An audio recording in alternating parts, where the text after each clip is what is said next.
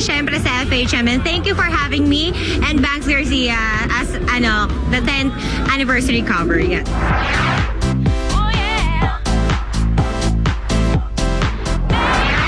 On their 10th anniversary, FHM, the leading men's magazine in the country, named their 25 sexiest women of the decade.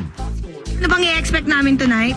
I-award yung mga napasama na bahagi ng 25 sexiest women of the decade. Kakantahin for the first time sa live audience ng Kamikaze yung FHM song na ginawa nila para sa amin. Ang title ay Hot na Hot. Nasa nasabing okasyon ang Brazilian model na si Diana Meneses. Host naman ang nalilink ditong si Sam YG or si Shivaker.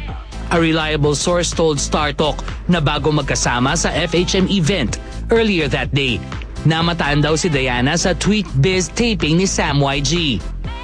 Anong dinala niya sa yung pasalubong kanina sa taping? Kanina? Oo, may nakakita. Ay nako, isang napakasarap.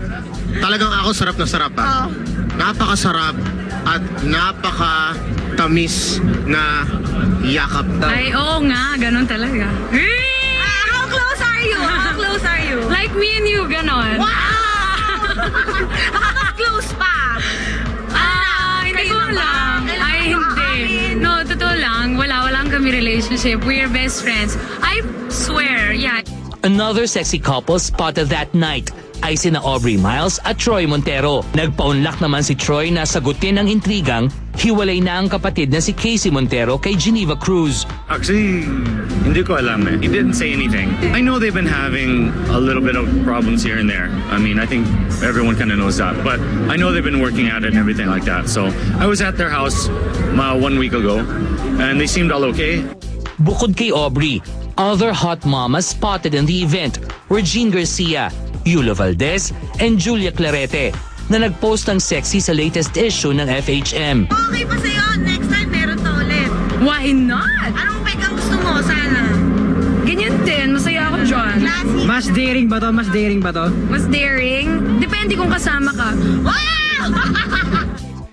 Si Francine naman nagpasalamat sa FHM at sa media na tumulong sa kanyang makalikom ng salapi para sa chemotherapy ng inang may cancer.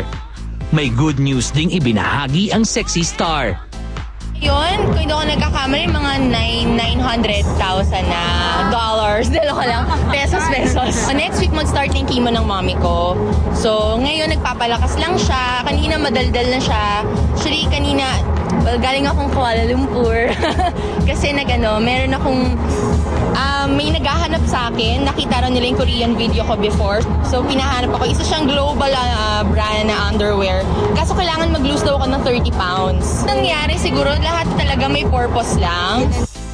At syempre, stars ng gabing yon ang starstruck graduates at FHM favorites na sina Katrina Halili, Christine Reyes at Iwa Moto. Si Christine kahit minsan nang hinirang na sexiest Pinay, loveless pa rin daw.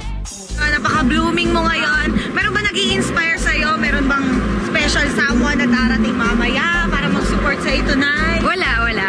Ako lang and yung best friend ko yung kasama ko ngayon. Okay, well, nabalita na naman sa StarTalk. Nasabi niyo na rin na okay kayo ni Dennis ngayon. Kamusta kayo? Okay lang. Magkaibigan lang kami. Okay. Yun lang. Darating ba siya? Hindi.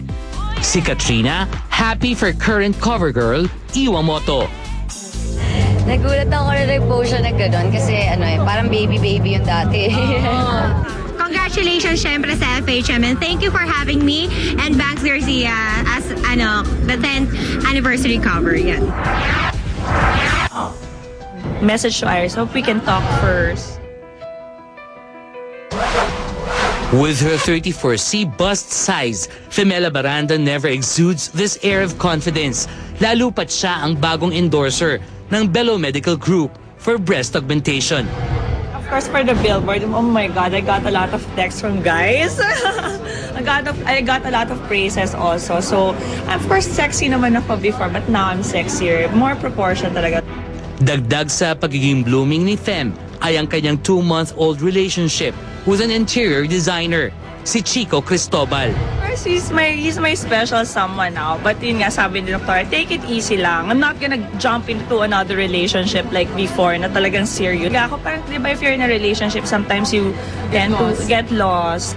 Chico is also into music, so much like Fem's ex-boyfriend of 5 years na si Ira Cruz of famed band Bamboo. December 2009 pa raw noong magsanga ang landas nila ni Ira. As of now, kasi hindi pa kami nakapag-usap. But I'm still in touch with the family, with the brother. Fem's a friend of mine, so I mean, there's no differences between us. I mean, he's my brother. So, diba, whatever happens and whatever he decides, I support him because of, him being my kuya. But I enjoy Fem as a friend. I hope time will heal and yun nga, maging friends kami in the future. But I don't think this is the right time yet. Pero ang wish ko lang muna is, message to Iris, hope we can talk first. It's not about closure, it's about siguro yung moving on to the next level na maging friends because we're not yet in that state. It's not the third party kasi yung problem. It's more of, di ba matagal na rin kami nagkakaproblema ni Ira. I think it's a long overdue breakup that time. Is Fem aware of talks that Ira and his ex-girlfriend Mylene Dizon seem to be back in each other's arms? Oo. Kasi parang as of yun nga, wala naman na akong pakialam doon kasi we're not together.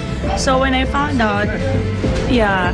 But of course, I'm happy. Kilala ko naman si Mylene and I'm happier kasi now I'm sexier. For Ira and Mylene, of course, I can, if they're happy, of course, I'll be happy for them. And also, I'm happy.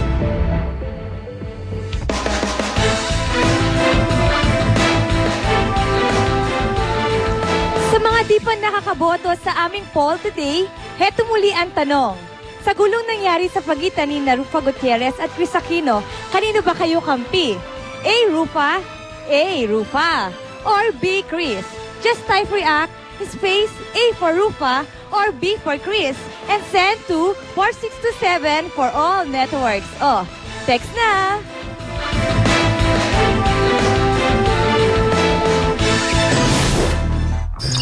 Isang tulog na lang, bakbak ang Manny Pacquiao at Joshua Clote, mapapanood na. Rufa Gutierrez, may mga bagong revelasyon ngayong hapon. Exclusive!